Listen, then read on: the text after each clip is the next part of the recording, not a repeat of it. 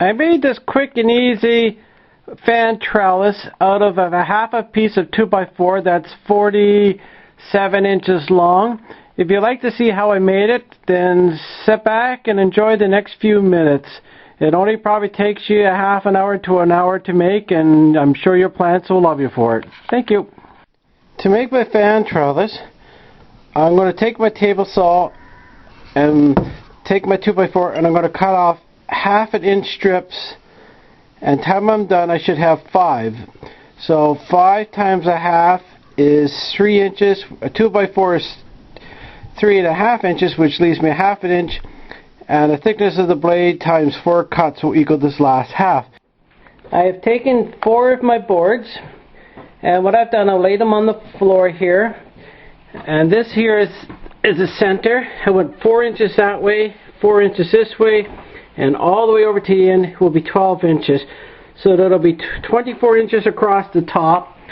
So now I'm going to use my last board, go down 6 inches, I'll cut it 22 inches long, so that'll go across here. About 2 feet down, I'll cut what's left of that board into another 16 inches, which will go there, and that leaves 9 inches, I think. And I can go 8 inches up in the bottom, and I'll cut it where it fits there. So then I'll put some glue and the nails. So I'll be right back when I'm ready to glue and nail everything. So I got the 3 horizontal cut out. This is 8 inches, up about 6 inches. I just laid it here loose for now. 2 feet off the bottom is one at 16 inches, and again this is just loose at the moment. And 6 or 7 inches down from the top is the 22 inch one. So what I'm going to do now is get some glue. I'll glue these, and I'll put 2 or 3 brad nails in each spot.